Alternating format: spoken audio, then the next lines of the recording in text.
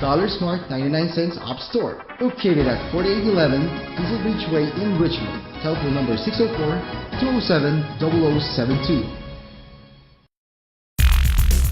Philippine News Canada is brought to you by Rayford Media Group.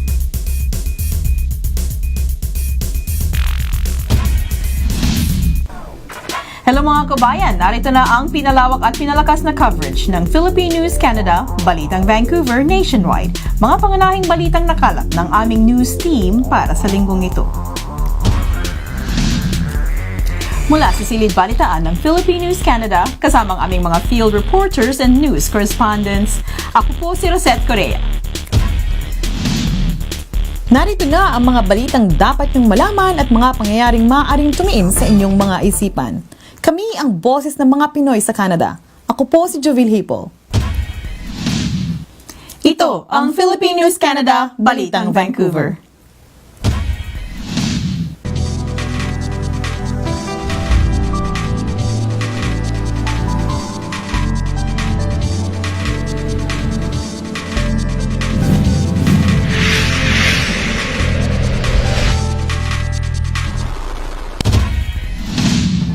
Narito na ang mga pangunahing balita para sa linggong ito. Cardinal Tagle nag-inspire sa mga taga-Vancouver. Mga Filipino-Canadian organizations nagtala ng mga Independence Day events sa consulate. Ovian Castrillo Hill naglathala ng kanyang art sa consulate. Isang matagumpay na bisita ang pagdalo ni Manila Archbishop Cardinal Luis Tagle sa Vancouver noong March 19.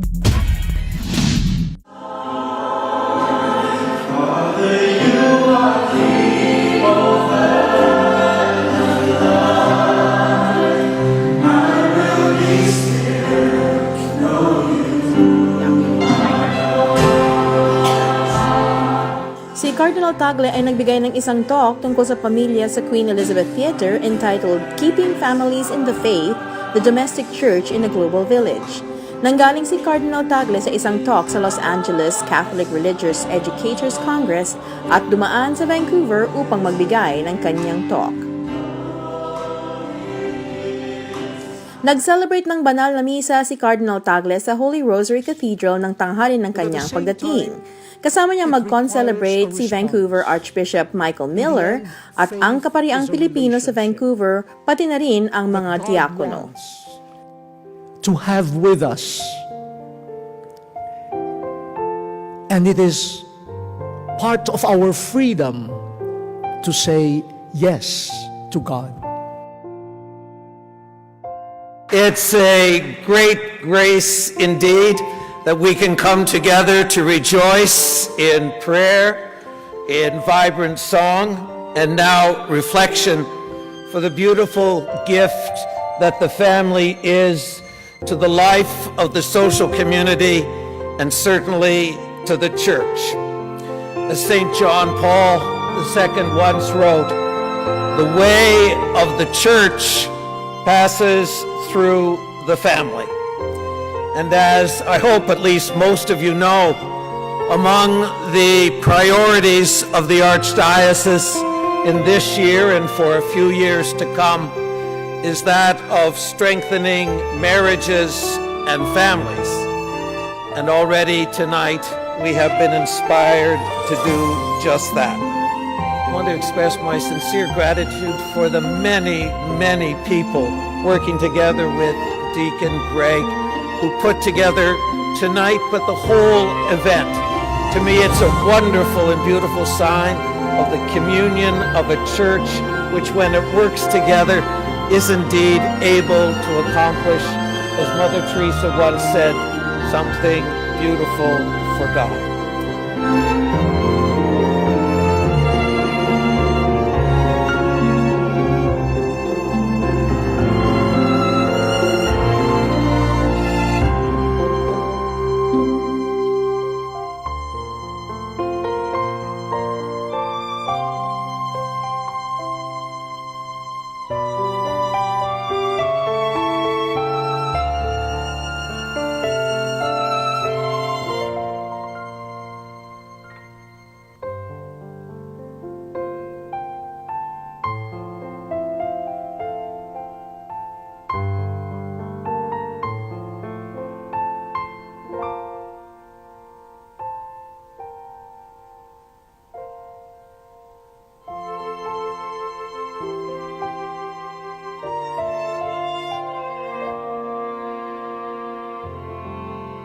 Let us open our eyes to the many gifts, especially in the family.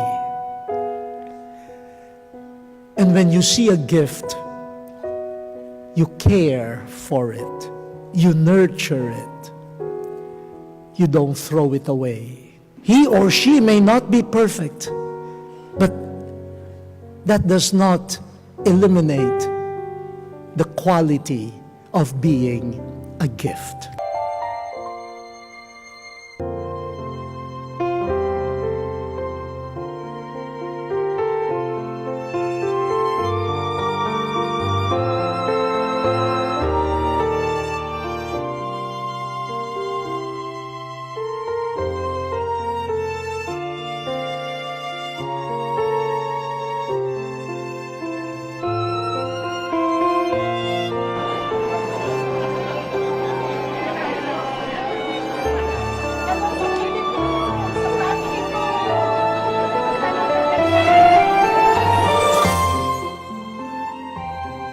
Ni Deacon Greg Barcelon ang head ng Filipino Ministries ng Archdiocese of Vancouver, kasama ang kanyang may bahay na si Evelyn. Kasama ang buong staff ng Archdiocese sa tulong ni Archbishop Miller na iraos ng maayos ang event at napuno ang 2,700 seats ng Queen Elizabeth Theatre.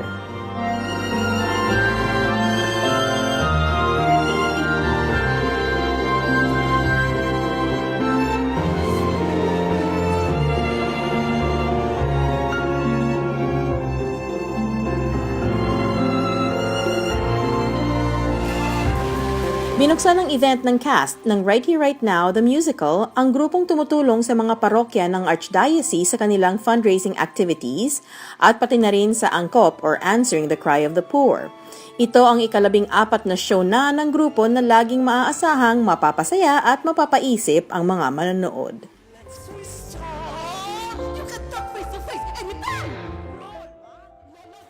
Ang talk ni Cardinal Tagle ay nagbigay ng liwanag sa papel ng mga miyembro ng pamilya sa paglalakbay sa pananampalataya ng buong simbahang Katolika.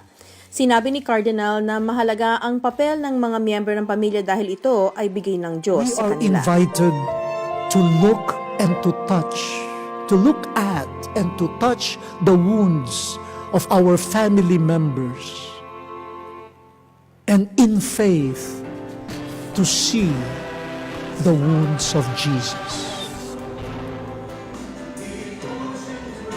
In faith, to be able to say, my Lord, my God, you are present here in the wounds of my wife, in the wounds of my daughter, in the wounds of my child.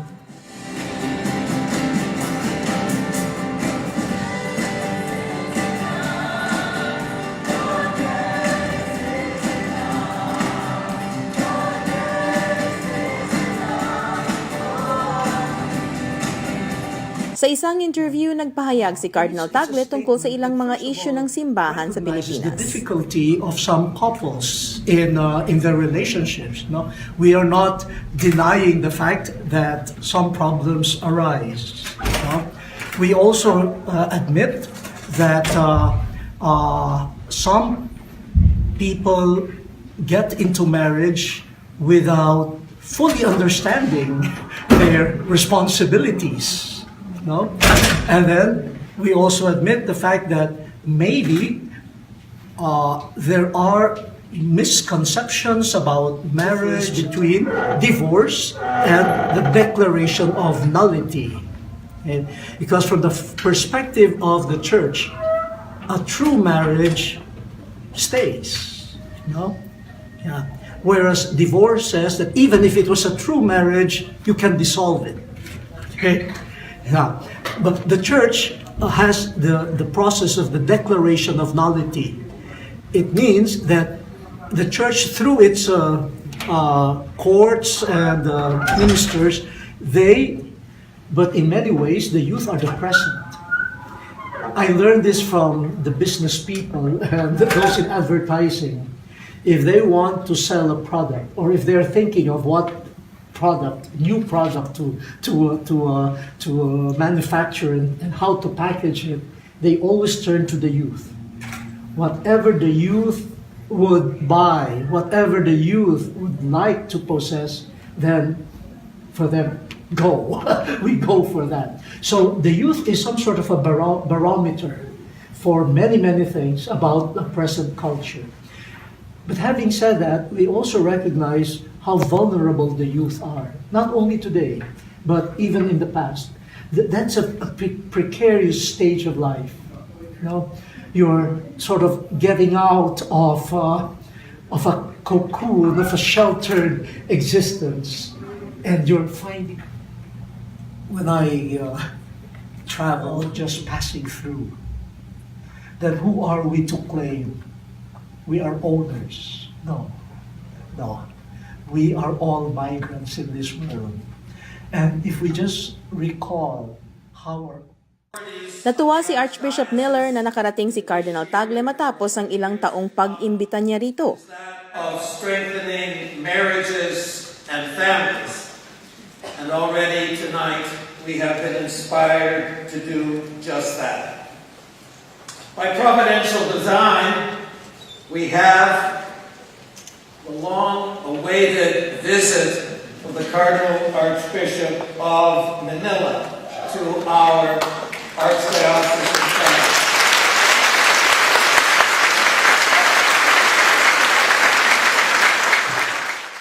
Natuwa rin si Cardinal Chito at siya ay nakarating na rin sa wakas sa Vancouver. We thank God for choosing Vancouver for this wonderful gathering.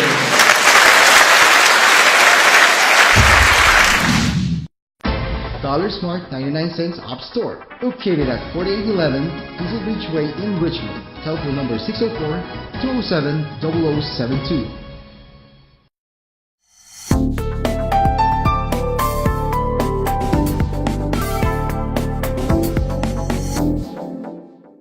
Ang Mosaic ay magkakaroon ng isang job fair, one of the biggest in Vancouver, on April 10, Tuesday, at the Croatian Cultural Center on Commercial Drive.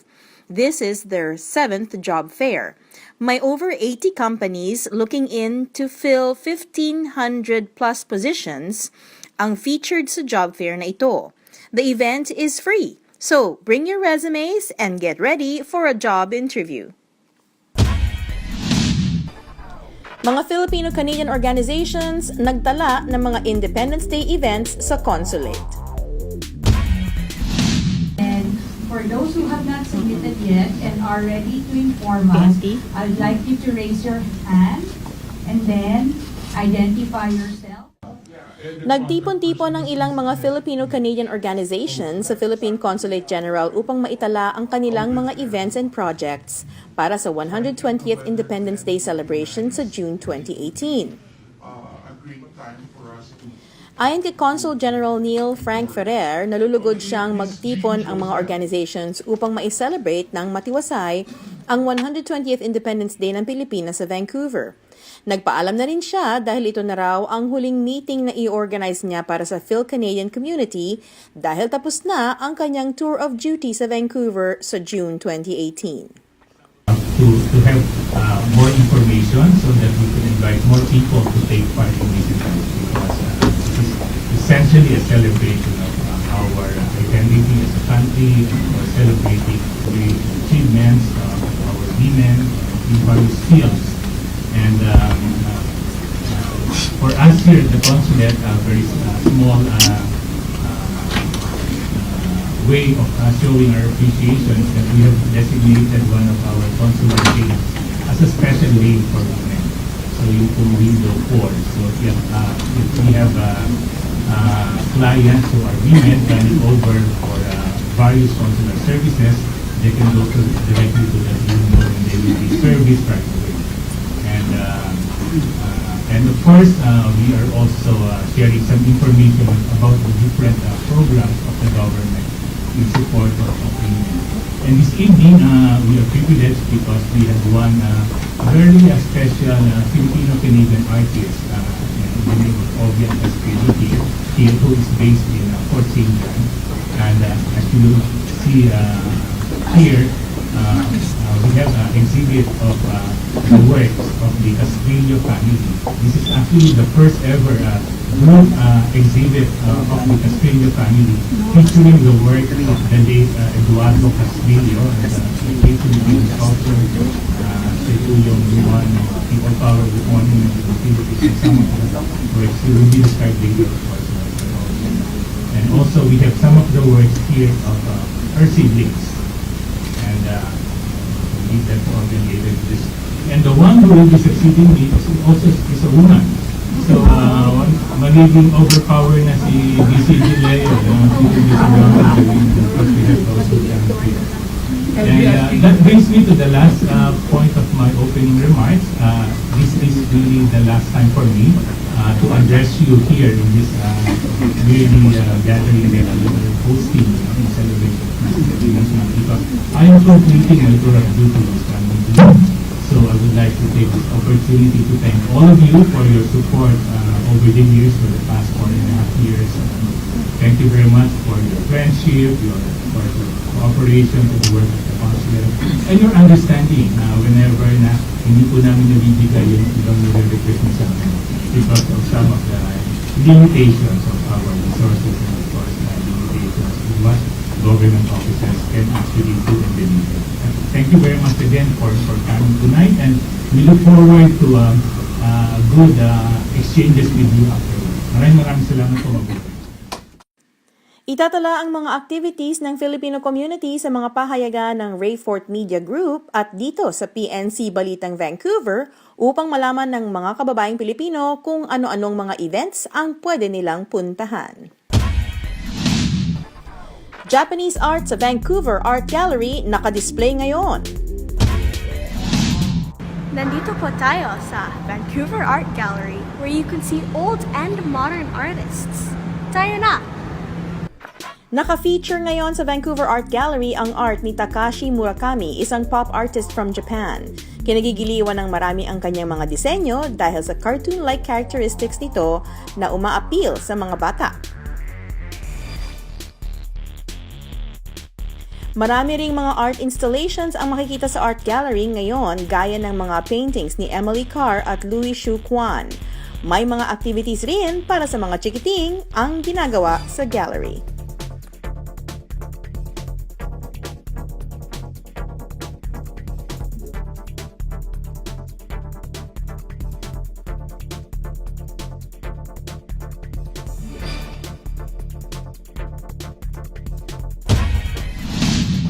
Ovian Castrillo Hill naglathala ng kanyang art sa consulate.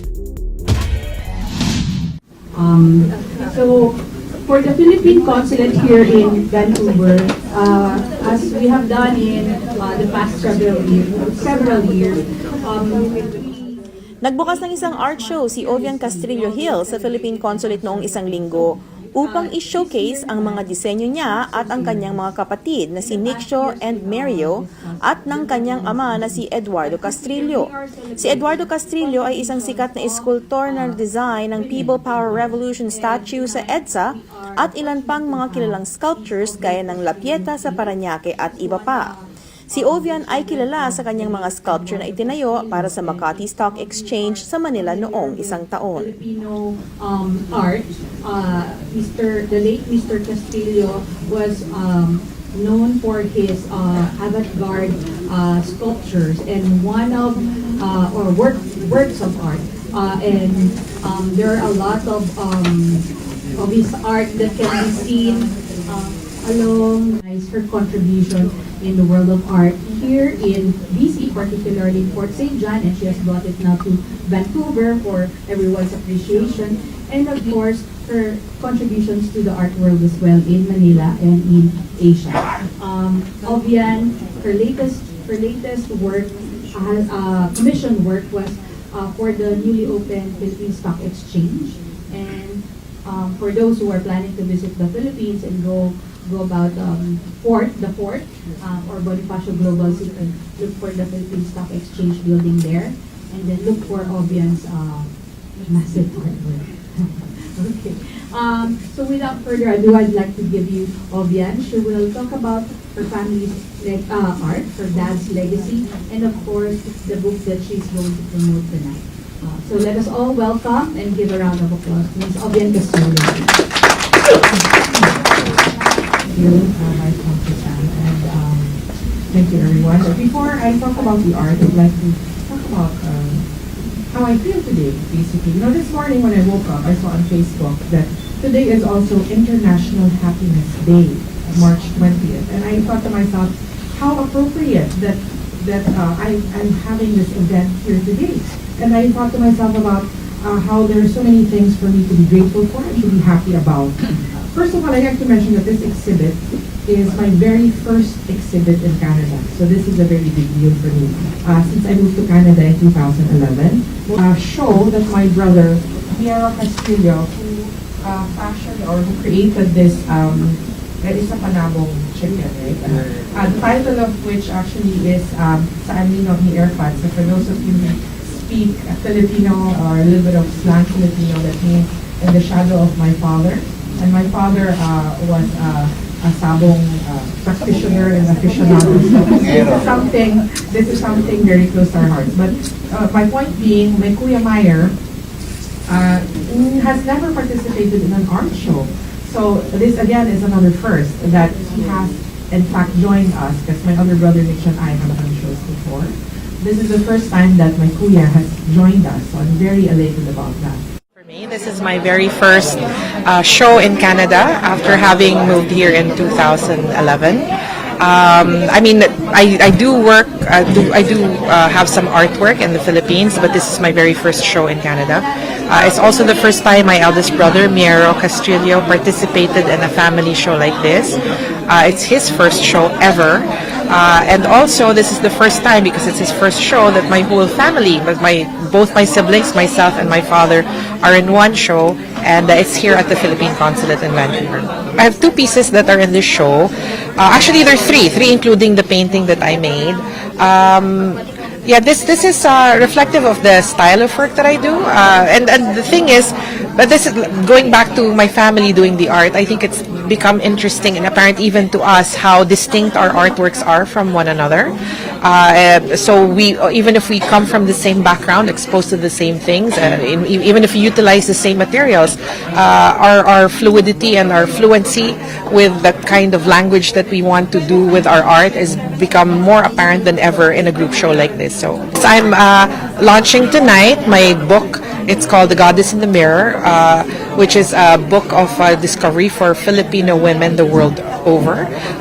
It's a very light read, but at the end of each chapter are questions that I invite Filipino women to ask themselves. It is a book that will aid women, I think, of all ages, to see themselves and at various points in their lives, and hopefully help them navigate and find more about themselves. Because my premise is you can only be happy if you truthfully know who you are, and the questions aid in finding who that person is. Si Ovian din ang nagdesign ng isang sculpture na nais itayo sa isang lugar sa Vancouver upang maipakita sa mga taga-Canada ang Vancouver-Manila Connection.